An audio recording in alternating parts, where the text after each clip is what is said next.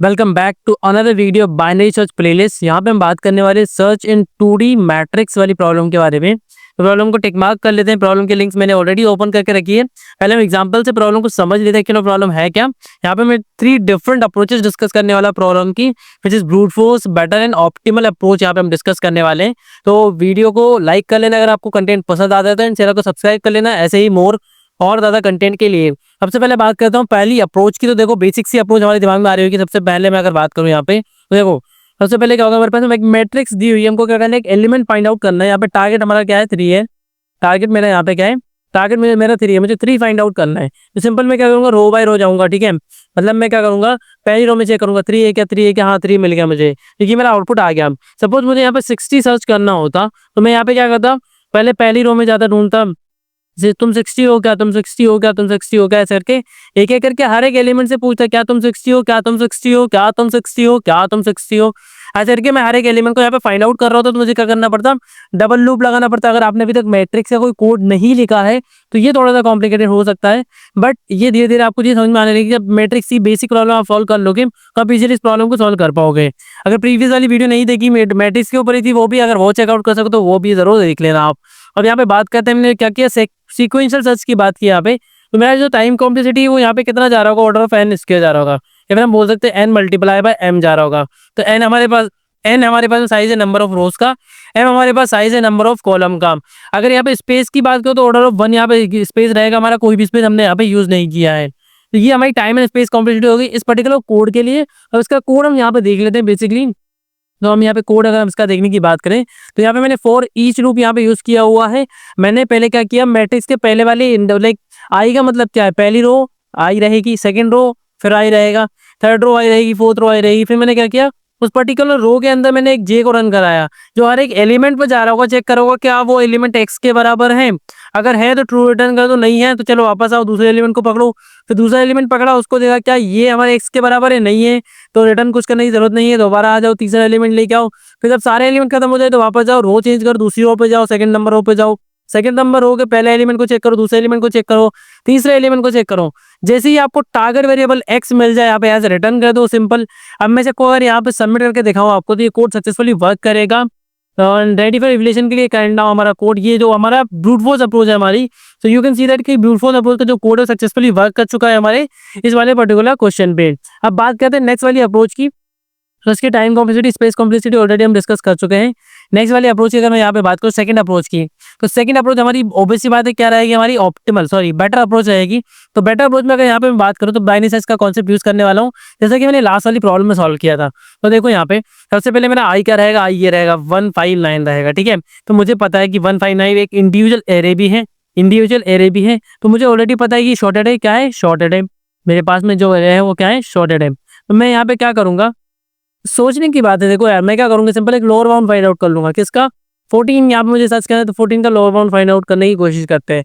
Lower bound होता क्या है, सबसे स्मॉलेस्ट एलिमेंट जो क्या हो, लेस देन इक्वल हो टारगेट के। तो यहाँ पे ऐसा एलिमेंट मुझे कहाँ पे फाइंड आउट होगा, 9 फाइंड आउट होगा। लेस देन इक्वल कौन सा है, 9 है, 9 से लेस देन तो उससे छोटे एलिमेंट आएंगे। तो मैं आगे से सर्च करने की कोशिश करूंगा, तो मेरे पास मैक्सिमम एलिमेंट कौन सा है जो लेस देन इक्वल कौन सा है, 14 है, विच इज 9। मैं चेक करूंगा क्या 9 मेरा 14 के बराबर है, नहीं है भाई। तो next element check, next row check करो, नेक्स्ट रो में आगे चेक किया मैंने, अगर फाइंड आउट किया तो मेरे पास में क्या है 14 ही आ गया। तो यहाँ पे भाई ये मैच कर रहा है, तो यहाँ पे सक्सेसफुल हमारा आउटपुट क्या हो जाएगा, यहाँ पे हम कह सकते हैं 14 हमारा आउटपुट मतलब ट्रू हो जाएगा हमारे पास में आउटपुट। अब बात करें इसकी टाइम एंड स्पेस कॉम्प्लेक्सिटी की, तो देखो यहाँ पे क्लियर बात है, टाइम कितना लग रहा है, देखो ऑर्डर ऑफ एन यहाँ पे तो मैं पहले ही मान लेता हूँ, क्योंकि मैं हर एक रो में जा रहा हूँ, अभी भी हर एक रो के अंदर रो बाय रो में यहाँ पे जा रहा हूँ, तो मेरे पास में टाइम कितना लग रहा है, ऑर्डर ऑफ एन लग रहा है मल्टीप्लाई बाय। अब एक हर रो के अंदर तो जा रहा हूँ, लेकिन रो के अंदर पूरा पूरा सर्च नहीं कर रहा हूँ, मैं क्या कर रहा हूँ, बाइनरी सर्च का यूज कर रहा हूँ। तो बाइनरी सर्च की कॉम्प्लेक्सिटी होती है ऑर्डर ऑफ log 2 बेस। ठीक है, log 2 बेस, और जितने भी टोटल एलिमेंट है, टोटल एलिमेंट कितने m है, तो m यहाँ पे आ जाएगा।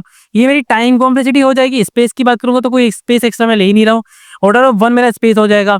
तो टाइम एंड स्पेस हमने यहाँ पे कैलकुलेट कर लिया, तो ये क्या हो गया, हमने काइंड ऑफ इसको मिनिमाइज कर दिया, सेकंड वाला जो लूप था उसको मिनिमाइज कर दिया। अब हम बात करेंगे नेक्स्ट वाली अप्रोच में क्या करेंगे, एन को भी यहाँ पे मिनिमाइज करेंगे, लेकिन उससे पहले हम क्या करेंगे, सेकंड अप्रोच का कोड यहाँ पे देख लेते हैं।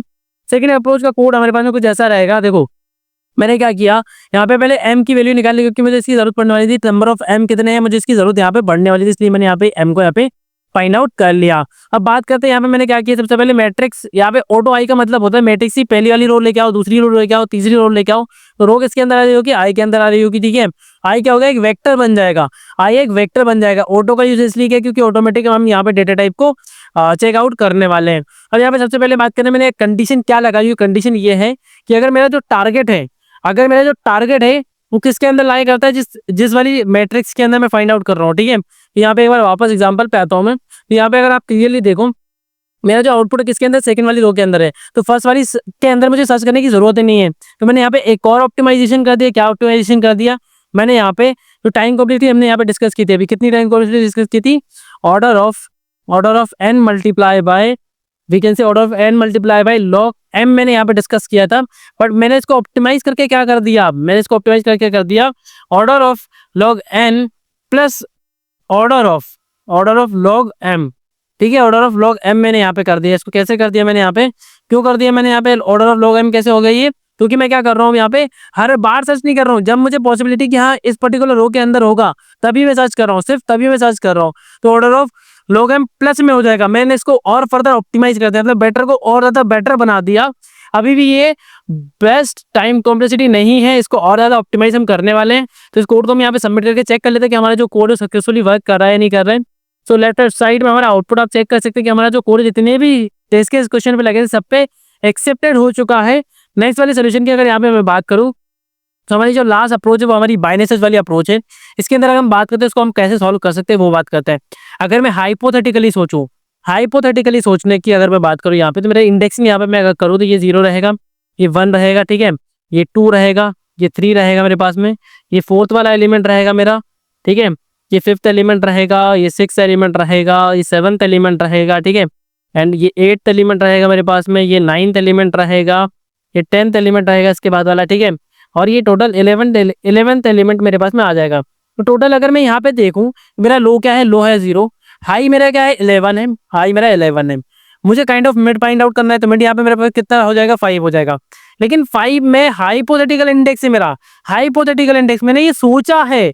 अब मुझे कैसे पता चलेगा इसका रो एंड कॉलम क्या है, इसका रो एंड कॉलम क्या है। यहाँ पे रो एंड कॉलम यहाँ पे देखो 5 का, तो मेरे पास में क्या है 1,1 है, क्या है 1,1 है। समहाउ अगर मैं फाइंड आउट कर लूँ कि 1,1 कैसे आ रहा है, इस 5 से 1,1 कैसे फाइंड आउट कर सकता हूँ, तो मैं इजीली फाइंड आउट कर सकता हूँ कि यार मैं हमारा बाइनरी सर्च अप्लाई कर सकता हूँ। हर बार मैं क्या करूंगा, रो एंड कॉलम में यहाँ पे फाइंड आउट करके उस पर्टिकुलर वैल्यू को फाइंड आउट कर लूंगा, मैच कर लूंगा मैं, एंड उसके अकॉर्डिंगली मैं अपने राइट एलिमिनेशन और लेफ्ट एलिमिनेशन को भी यहाँ पे डिसाइड कर लूंगा। अब बात करते हैं वो कैसे फाइंड आउट कर सकता हूँ मैं।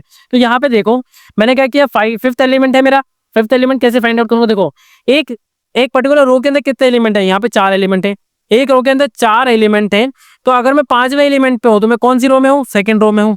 अगर मैं यहाँ पे 10वें एलिमेंट पे होता, अगर यहाँ पे मैं 10वें एलिमेंट पे होता, आप देखोगे तो मैं कौन सी रो में होता, यहाँ पे 10वें एलिमेंट के लिए मैं होता थर्ड रो में। किस में होता, थर्ड रो में होता। इसका मतलब मैं क्या कर रहा हूँ, 4 से डिवाइड कर रहा हूँ, सिंपल 4 से डिवाइड कर रहा हूँ मैं। कैसे कर रहा हूँ देखो, 4 डिवाइड बाई 5 करूंगा तो मेरे पास 1 टाइम डिवाइड होगा। कितने टाइम डिवाइड होगा, 1 टाइम। मतलब रो कौन सी आ गई, फर्स्ट रो आ गई मेरे पास में। कौन सी रो आ गई, फर्स्ट रो आ गई। अब बात करूं कॉलम की, तो एक कॉलम में कितने, एक रो के अंदर कितने कॉलम है, 4 कॉलम है, तो 4 कॉलम है, ठीक है। अब ये क्या है, 5th वैल्यू है। अगर मैं मोड बाय 4 करूंगा तो कितना आएगा, 1 आएगा। तो यहाँ पे मुझे क्या समझ में आया, मुझे रो फाइंड आउट करने के लिए क्या करना पड़ेगा, रो फाइंड आउट करने के लिए मुझे करना पड़ेगा, और जो मिड है, मिड डिवाइड बाय मैं क्या करूंगा, ठीक है, ये मेरा मिड रहेगा। सो मिड डिवाइड क्या करूंगा, m कर दूंगा। m मेरी क्या है, वो वैल्यू है टोटल नंबर ऑफ, क्या बोल सकते हैं मुझे, कॉलम कितना है, टोटल नंबर ऑफ, ठीक है। एंड अगर मैं कॉलम को फाइंड आउट करने जा रहा हूँ कि कौन सा कॉलम है, उसके लिए भी सेम चीज करनी पड़ेगी। मुझे क्या करना पड़ेगा, अब मेरा जो मिड है, ठीक है, जो मेरा मिड है वो मोड बाय हो जाएगा, क्या हो जाएगा, मोड बाय m हो जाएगा, मोड बाय m हो जाएगा। सिंपल कंडीशन है हमारी बाइनरी सर्च के लिए। और यहाँ पे इसका कोड देखने की बात करूँ तो देखो कैसे कोड वर्क कर रहा होगा सिंपली। सो हम सबसे पहले यहाँ पे इसको चेकआउट कर लेते हैं। देखो सबसे पहली चीज मैंने क्या की हुई है, मैंने पहले n का साइज निकाला, m का साइज निकाला मैट्रिक्स के, ठीक है। उसके बाद मैंने लो को यहाँ पे फिक्स कर दिया, किस पे, 0 पे। हाई मेरा रहेगा n मल्टीप्लाई बाय m-1। ये मैंने देखा था, मेरे पास अगर 12 एलिमेंट है तो मेरे पास में -1 की इंडेक्सिंग देती है, तो -1 इंडेक्सिंग यहाँ पे फिक्स कर दी। मिड एंड वैल्यू यहाँ पे मैंने 2 वेरिएबल एक्स्ट्रा बना लिए हैं जो मैं हमारे बाइनरी सर्च के अंदर यहाँ पे यूज करने वाला हूँ। सेम सिंपल कोड हमने यहाँ पे लिखा है बाइनेसेस का, लो लेस देन इक्वल हाई मैंने यहाँ पे बाई लूप को लगा लिया है, मिड को यहाँ पे कैलकुलेट कर लिया, फिर यहाँ पे वैल्यू कैलकुलेट कर रहे हैं। तो मैंने आपको बताया था रो कैसे फाइंड आउट करनी है, मिड डिवाइड बाय एम करना है, कॉलम कैसे फाइंड आउट करना है, मिड मोड बाय एम करना है। यहाँ पे कॉलम फाइंड आउट हो गया एंड यहाँ पे क्या चेक कर लिया, अगर वैल्यू टारगेट के बराबर है तो रिटर्न ट्रू कर दो, अगर नहीं है स्मॉलर है तो मैं क्या करूंगा, मिड लो इक्वल मिड प्लस 1 कर लूंगा, एंड अगर हाईएस्ट ग्रेटर देन क्या है टारगेट है तो क्या करूंगा, हाई इक्वल मिड माइनस 1 कर लूंगा, एंड एट द एंड में यहाँ पे क्या रिटर्न कर रहा हूँ, फॉल्स रिटर्न कर रहा हूँ। तो यहाँ पे सिंपल हमारा बाइसेस का कोड भी हमको यहाँ पे समझ में आ चुका होगा। यहाँ पे मैं सबमिट पे क्लिक करता हूँ, हमारे जो कोड जितने भी टेस्ट इस क्वेश्चन पे लगे सब पे सक्सेसफुली रन कर रहा होगा। So you can see that कि हमारा सोल्यूशन ये वाला भी एक्सेप्टेड हो चुका है, जितने भी टेस्ट के क्वेश्चन पे लगे हैं हमने यहाँ पे 1 बाय 1 तीनों सोल्यूशन को डिस्कस किया, एंड यहाँ पे उनकी टाइम कॉम्प्लेक्सिटी स्पेस कॉम्प्लेक्सिटी को भी यहाँ पे हमने डिस्कस कर लिया है। अगर यहाँ पे बात करूँ लास्ट वाले की, तो टाइम स्पेस कॉम्प्लेक्सिटी की, तो हमने इसको कितना ऑप्टिमाइज कर दिया इसके ऊपर बात करूंगा। तो यहाँ पे टाइम की बात करूंगा पहले। तो देखो अब मैं पूरा लॉग टाइम चला नहीं रहा हूँ, मतलब पूरा एन टाइम नहीं चला रहा, तो क्या हो जाएगा, लॉग एन टाइम चला रहा हूँ यहाँ पे, एंड यहाँ पे हमारे पास में क्या हो जाएगा, लॉग एम हो जाएगा। ठीक है, लॉग एम हो जाएगा। तो ये दोनों क्या रहेंगे, मल्टीप्लाई में रहेंगे, क्या रहेंगे, मल्टीप्लाई में रहेंगे। ठीक है, तो मैंने यहाँ पे क्या कर लिया, order of log n multiply by log m, या फिर मैं ये बोल सकता हूँ लॉग ऑफ एन ओम एन कोमा एम, ये भी यहाँ पे सिंपल ही बोल सकता हूँ मैं। ठीक है, तो ये टाइम कॉम्प्लीट यहाँ पे लेके आ गया। स्पेस हमने यहाँ पे अभी भी ऑर्डर ऑफ 1 ही यूज कर रहे हैं, स्पेस को एक्स्ट्रा यहाँ पे यूज हम कर ही नहीं रहे हैं। तो यहाँ पे टोटल हमने यहाँ पे तीनों सोल्यूशन देख लिए, इनके time complexity space complexity discuss कर लिए हैं। इसी के साथ हमने हमारी नेक्स्ट प्रॉब्लम सॉल्व कर ली बाइनेसेस के सीरीज में। आगे वाली प्रॉब्लम भी हम 1 बाय 1 सॉल्व कर रहे होंगे, तो मेरे साइड में एंड तक बने रहे। हम सारी स्टाइवर्स की जितनी भी प्रॉब्लम्स है स्टाइवर्स ए टू जेड डी से शीट के अंदर सबको 1 बाय 1 सॉल्व कर रहे होंगे, बिल्कुल एकदम प्रॉपर अंडरस्टैंडिंग बना के कि क्या प्रॉब्लम है, कैसे इसका सोल्यूशन हम डिसाइड कर सकते हैं, क्या इसका सोल्यूशन हो सकता है, क्या इसकी ब्रूट फोर्स बेटर एंड क्या इसकी ऑप्टिमल अप्रोच हमारे पास में है, उन सबको 1 बाय 1 यहाँ पे हम डिस्कस भी कर रहे होंगे। So thanks for watching this video. We will meet in the next video and solve the next problem of Stivos A to Z DHA sheet. Thanks for watching.